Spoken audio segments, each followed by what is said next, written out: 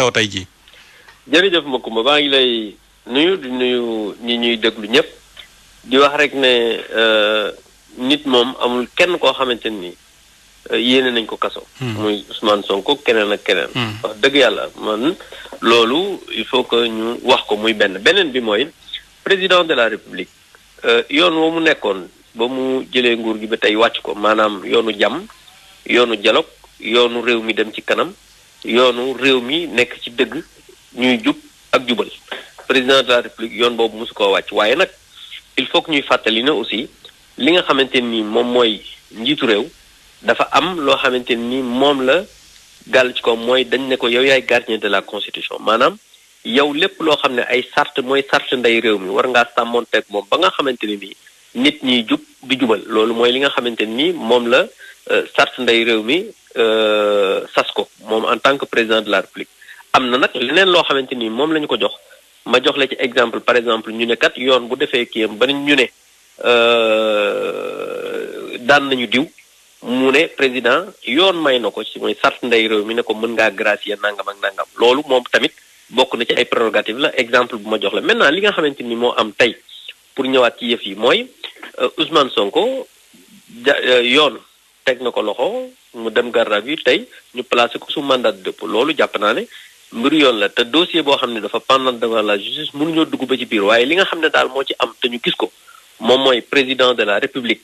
moom yoon woo mu nekkoon jugu ci yoon tey mi ngi def liggéeyam nañu xool fu yoon di wàññi tam li ñu war a wax kay mooy nan la ñu war a mën a fexe ba nga xamante ni yoon non seulement def liggéeyam jox Ousmane Sonko ak yelleef yi nga xamante ni moom la ko yoon war a jagleel ak la nga xamante ni moom la avocat yi war a def ñu def ko te ñu xool ne justice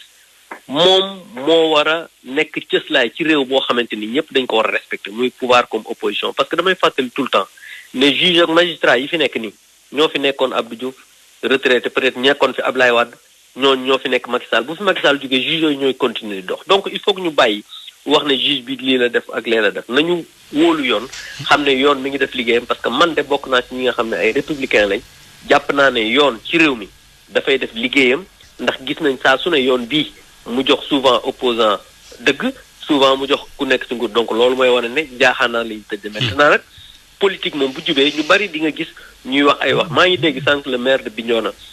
mu wax ne am na ñoo xam ne war nañu am kàddu war nañu nekk wax ñi nga xam ne am nañ kàddu je pense que loolu mooy li nga xam ne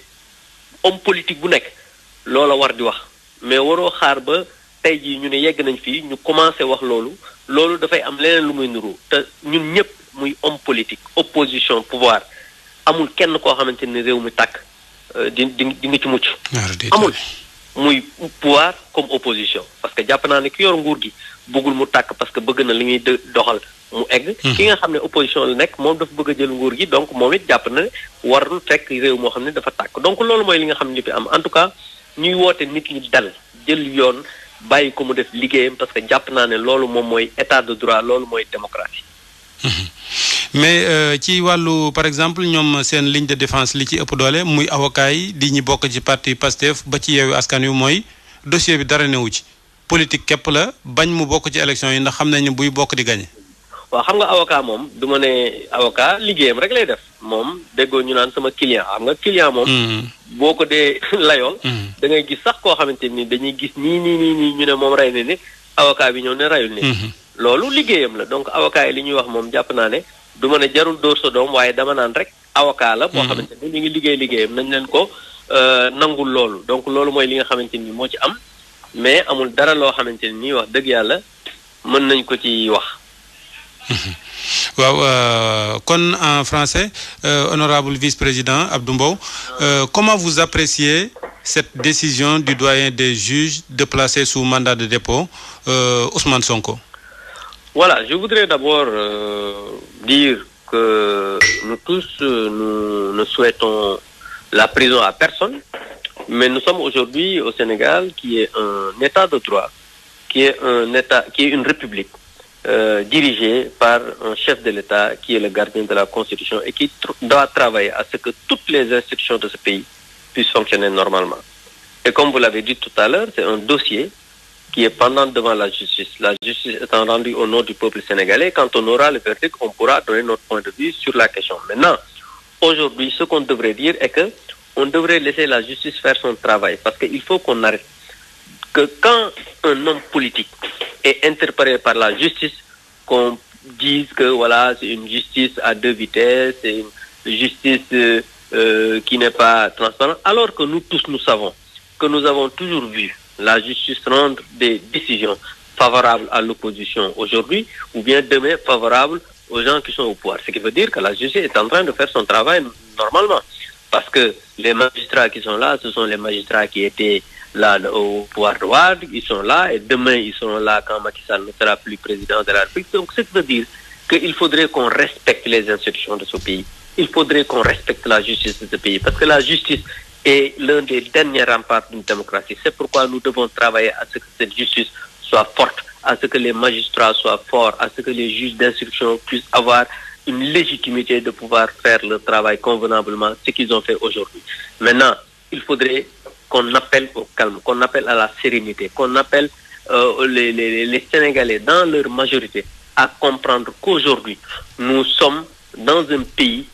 qu'on doit nous tous préserver, parce que le président de la République a fait un travail extraordinaire dans ce pays et il ne se présentera pas en 2024. On aura des élections libres, transparentes et démocratiques, mais tout cela devrait se faire dans un climat apaisé, dans un climat de dialogue, comme le président de la République l'a toujours fait. Il a appelé au dialogue et c'est quelqu'un qui, depuis 2012, a travaillé à ce que ce pays-là puisse être gouverné dans la sérénité. ñu dellu si waat ci wolof bi honorable pour wax ci ñaari xabaar yi ñu dab parce que Babacar Fall mi ngi may xamal ni Pape Alé Niang déféré nañ ko Toussaint Manga placé nañ ko en garde à vue xam nga tam booy seet ba seet Pastef liñ ci tëj bëri na ñi ci contrôle judiciaire bëri na fàttalikuwuma parti opposition boo xamante ne nii toppee nañ leen nii ñatam leen nii ba sës leen. waaw mais man tamit. musuma gis 1960 ba tey. parti opposition boo xam ne taal na li Pastef taal ci réew mi musuma gis parti opposant boo xamante ni def nañ ay exactions yoo xam ne parti opposition def na ko ci loolu musuma ko gis donc jàpp naa ne. loolu aussi moom mooy waral yenn yi parce que réew mi comme ni ma la ko waxee réewu yoon la réewu démocratie la dañu war a def tout pour que réew mi mën dem ca la nga. jafe-jafe ci wàllu réseau bi ak honorable Abdou Mbow xam naa bu fekkee dafa deñ honorable. allo yaa ngi may dégg waaw maa ngi lay dégg léegi. waaw donc dama ne loolu tamit jàpp naa ne musul am la nga xamante ne ni moom lañu gis parti opposition di def naka su dul noonu comme ni ñu koy defee nii donc man comme ni ma la ko waxee c'est vrai du ma juge du ma procureur mais aussi ay observateurs politiques lañ ay acteurs politiques lañ te gis nañ ne. am na loo xamante ni su dëppoowul ak yoon war na mën a def liggéeyam ba réew mi dal ba réew mi nekk ci jàmm citoyens ak sénégalais yi nekk ci jàmm. merci beaucoup honorable. jërëjëf Abdou Mbow vice-président assemblée nationale. honorable Mbacké ñu ngi lay nuyu. oui maa ngi leen di fay honorable député Cheikh